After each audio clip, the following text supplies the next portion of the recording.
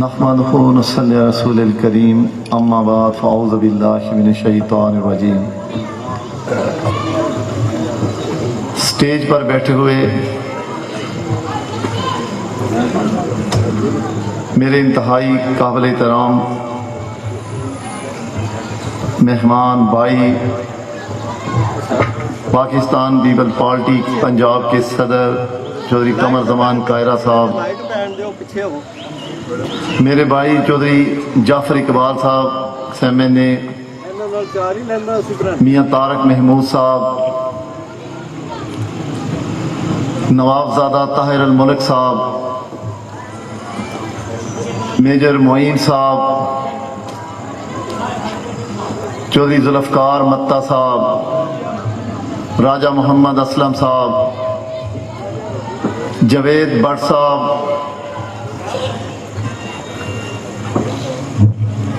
امجد فاروق صاحب، اور اسلام آباد سے آئے ہوئے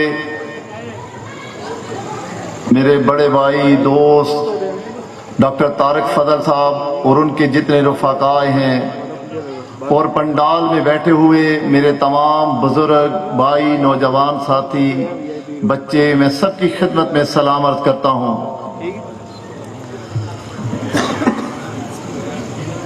میں سب سے پہلے اللہ تعالیٰ کا شکر ادا کرتا ہوں کہ اللہ تعالیٰ نے مجھے یہ استقامت عطا فرمائی۔ جب میں نے 2008 کے اندر مشکل حالات کے اندر، یہی سٹیج تھا، یہی حویلی تھی، یہاں سے میں نے اپنی سیاست کا ایک خاص سوچ اور مشن کا آغاز کیا، تو مجھے اللہ تعالیٰ کا میں شکر ادا کرتا ہوں، یہ اللہ کا فضل سمجھتا ہوں کہ اللہ نے آج بھی مجھے اسی سوچ پر کھڑا کیا ہے، اور میں اس سے بڑھ کر اپنے بزرگوں، اپنے بھائیوں، اپنے نوجوان ساتھیوں کا بھی شکریہ ادا کرتا ہوں کہ وہ آج بھی استقامت کے ساتھ اس سفر سے لے کر آج کی منزل تک میرے ساتھ کھڑے ہیں۔ وہ ہر حال میں آج اس اپوزیشن کے دور میں بھی میرے شانہ بشانہ کھڑے ہیں۔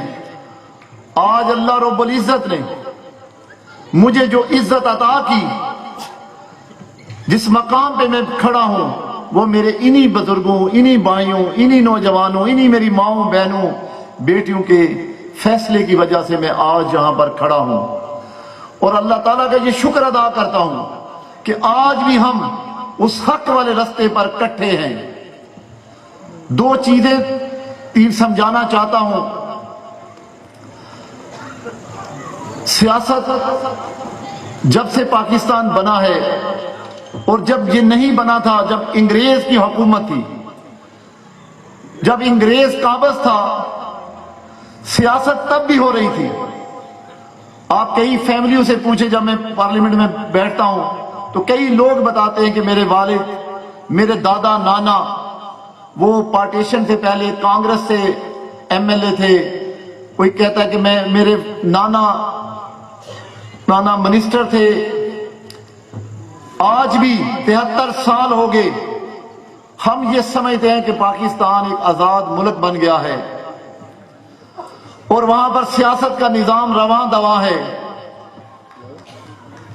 لوگ منتخب ہوتے رہے، کوئی MNA، MPA، کوئی وزیر بنتا رہا، وہ دنیا سے جاتے رہے، اور ان کی آنے والی نسلیں یا نئے لوگ ہماری طرح کے کارکن آگے آتے رہے، لوگ انہیں بھی عزت دیتے رہے، اپنا ووٹ دے کر اسمبلی میں پہنچاتے رہے۔ لیکن دو چیزوں کا فرق سمجھانا چاہتا ہوں۔ انگریز قابض تھا، سیاست تب بھی ہو رہی تھی، ادارے انگریز کے بنائے ہوئے تھے۔ بھئی انگریز قابض تھا ہمارے اور کہ نہیں قابض تھا؟ قابض تھا نا، لیکن سیاست پھر بھی ہو رہی تھی، فوج بھی تھی، پولیس بھی تھی، عدلیہ بھی تھی۔ ہمارے ہی لوگ، فرق یہ تھا کہ وہ اس کی حاکمیت کو تسلیم کر چکے تھے، سرہم ہو چکے تھے، وہ سر جھکا چکے تھے۔ جس کی سزا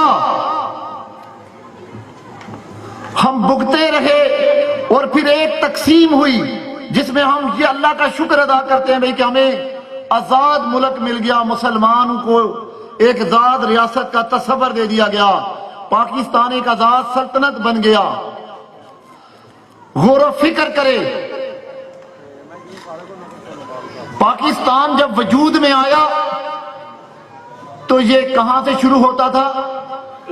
لاہور سے لے کر ڈھاکہ تک، چٹاگانگ تک۔ 1970 کے بعد کتنا پاکستان رہ گیا؟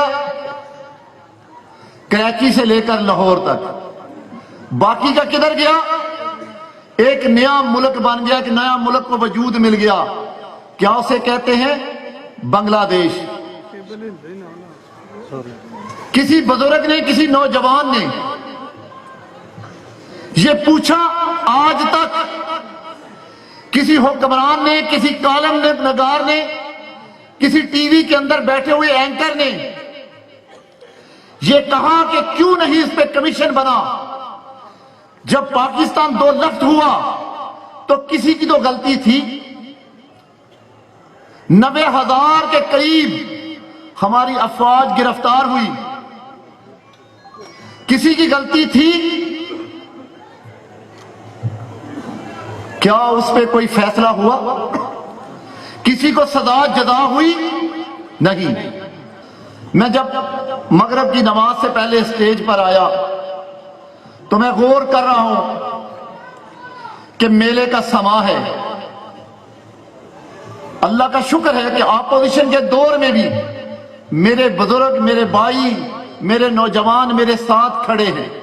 یہاں پر انہوں نے آ کر یہ ثابت کیا کہ اللہ کے فضل و کرم سے یہ عبد المالک کا ڈیرا کل بھی آباد تھا، آج بھی آباد ہے۔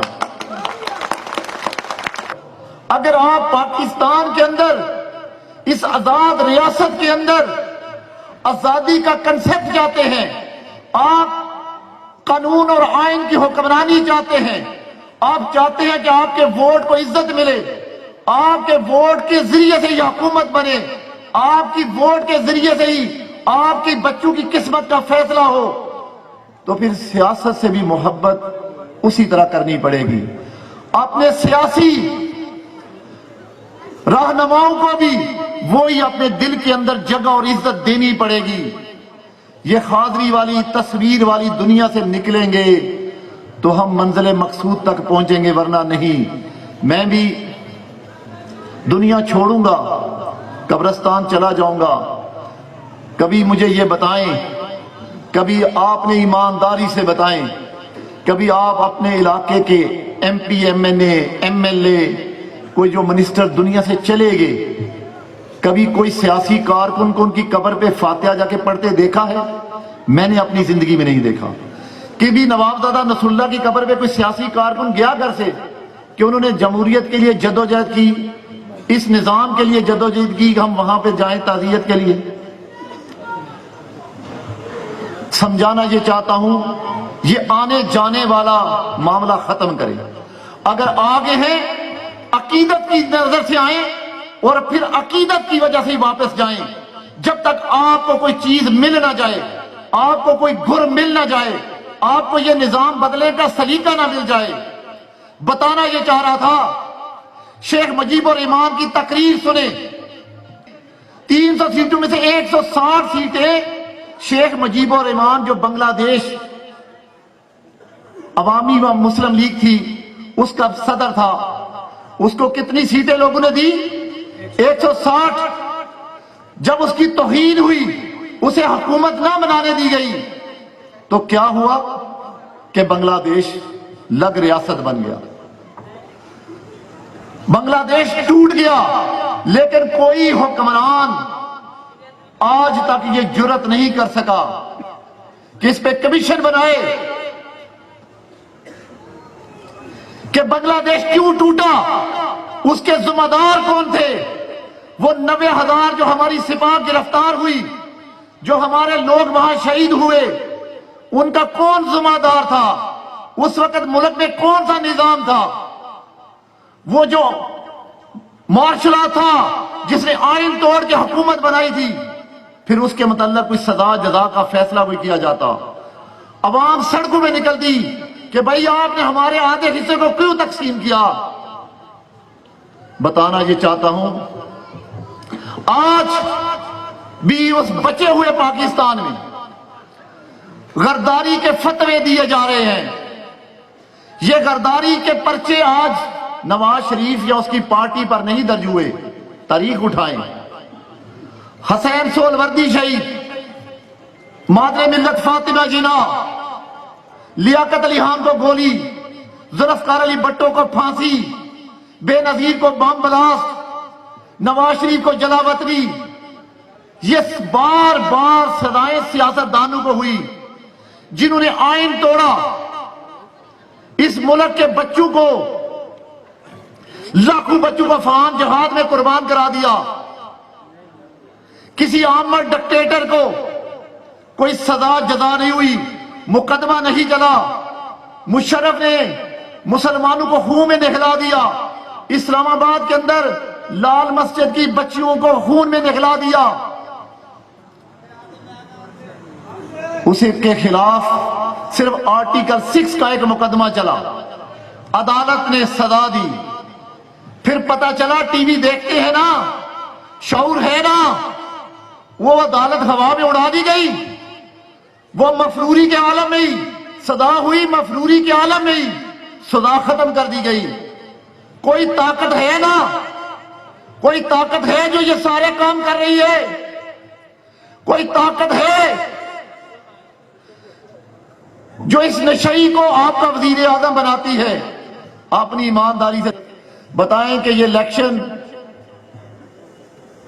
عمران خان عوام کے ووٹوں سے جیت کر کے آیا یا اسے کوئی لے کر آیا؟ آپ یہ بات مانتے ہیں کہ آپ کا الیکشن چرایا گیا؟ یہ مانتے ہیں کہ آپ کے ووٹ چرائے گئے؟ یہ چوری کا کھیل کب تک چلے گا؟ کب تک اس کو برداشت کریں گے؟ اسی طرح جیسے میں نے بتایا کہ 1857 کی تحریک آزادی کے بعد وہ ختم ہوئی، انگریز قابض ہو گیا. ہمارے ہی بزرگ، ہمارے ہی مسلمان اس کی سیاست کے حصے دار بنے، افواج میں اس کے حصے دار بنے. قابض تھا انگریز. آج بھی آزادی کا نام ہے کیونکہ میری تعلیم، میرا شعور یہ کہتا ہے کہ میں آزاد نہیں، غلام ریاست میں زندگی گزار رہا ہوں. میں غلام ریاست میں جدوجہد کر رہا ہوں آزادی کے لیے. جس دن میں یہ سمجھوں گا کہ ووٹ کو عزت مل گئی ہے، آپ کی پرچی آزاد ہو گئی ہے، آپ کی غلامی کی زنجیریں ٹوٹ گئی ہیں، جس دن میں یقین کروں گا کہ اس کے اندر سول حکمرانی قائم ہو گئی، تمام ادارے اپنی اپنی حدود میں پابند ہو گئے، وہ ادارے اپنا اپنا کام کرنے لگ پڑے، عدلیہ آزاد، نیب آزاد، ایف آئی اے آزاد، پولیس آزاد، افواج اپنا کام کرے گی، باقی ادارے اپنا کام کریں گے. اس دن میں یہ سمجھوں گا کہ اب میں لوگوں کی محبت کا حقدار ہو گیا ہوں. میرے بزرگوں، بھائیوں، نوجوانوں، سیاست سے مذہب والی محبت نہیں دل میں پیدا کرو گے تو تبدیلی نہیں آ سکتی. تبدیلی کا خواب دکھایا گیا، کیا کہا گیا؟ ہم نیا پاکستان بنانے آ رہے ہیں. عمران خان کو جلد سے احتجاج، ساری چیزوں کی اجازت، میڈیا کوریج، کہہ رہے نوجوانوں 1 کروڑ نوکریاں، 50 لاکھ گھر.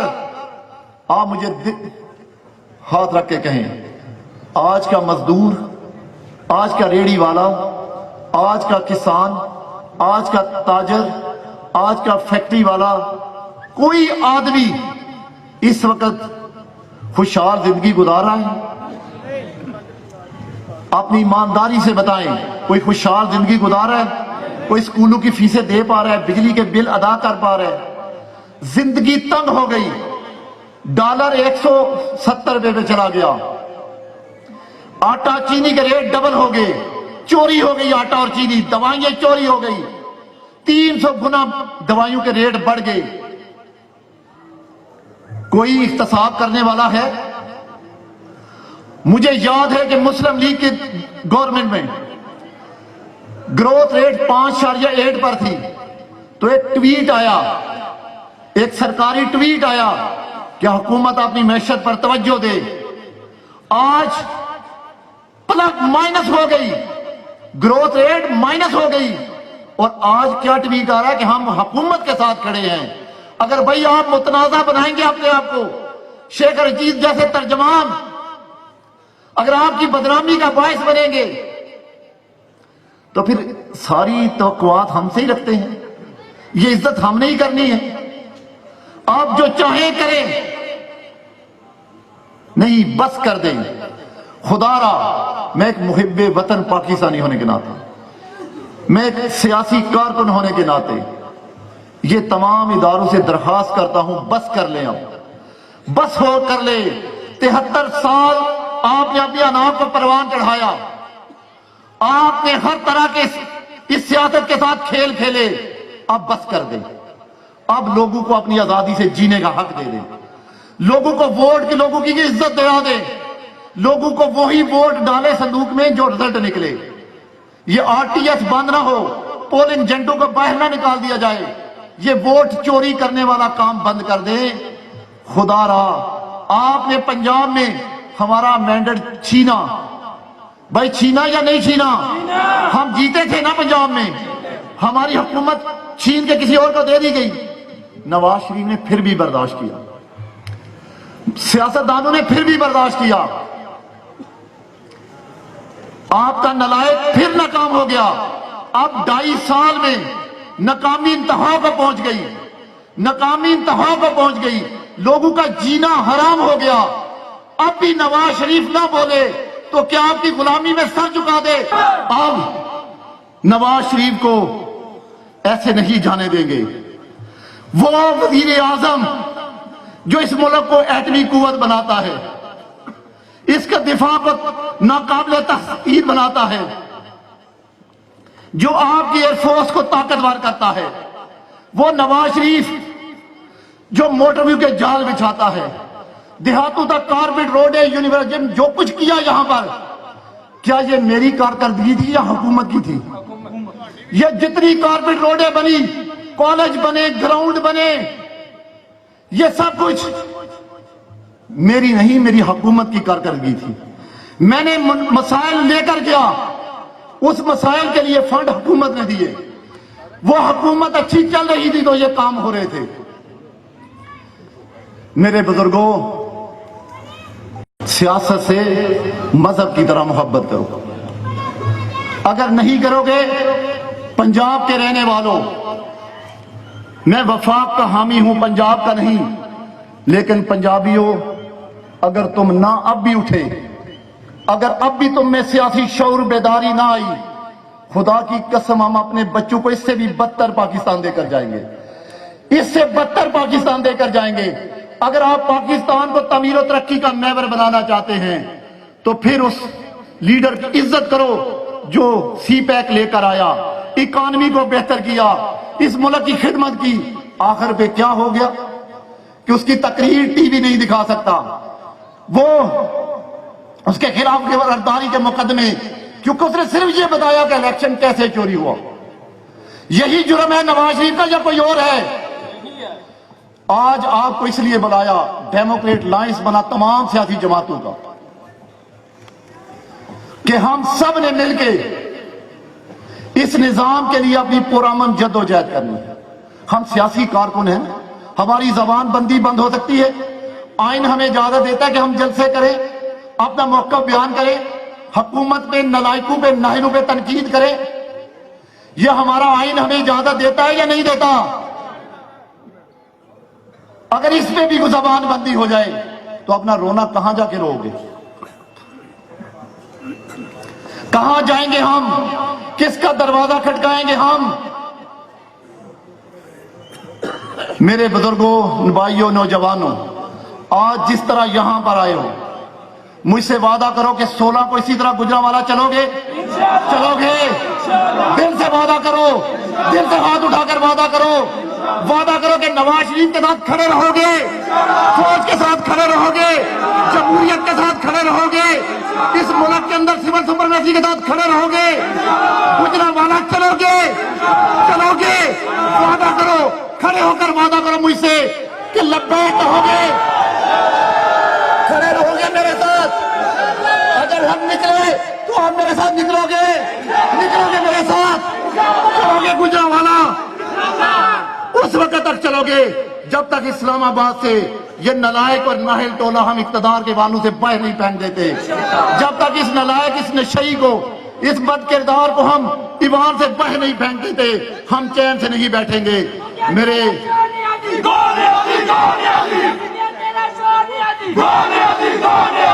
میرے بھائیوں بزرگوں, اب کمپرومائز نہیں کرنا, اب سمجھوتا نہیں کرنا. ہم نے 16 کو آپ نے یہاں پر پہنچنا ہے. 12 بجے زیادہ فون کروانے کی اب سب آ چکے, سب کو پیغام مل گیا کہ آپ نے قافلوں کی شکل میں یہاں پر آنا ہے. یہاں قافلوں کی شکل میں سے ہم نے گجرانوالہ جانا ہے اور یہ بتانا ہے نالائق اور ناہل حکمرانوں کو کہ انشاءاللہ اب یہ اللہ کی مخلوق, یہ عام مزدور, یہ ریڑھی والا, یہ کسان, یہ تاجر سب اٹھ کھڑے ہوئے تمہارے خلاف. یہ وکلا, یہ تمام سرکاری ملازمین اب اٹھ کھڑے ہو, تمہاری گنجائش نہیں. اب ہم تمہیں مزید ایوان میں نہیں رہنے دیں گے. انشاءاللہ اس کو نکالو گے اسے. جزاک اللہ.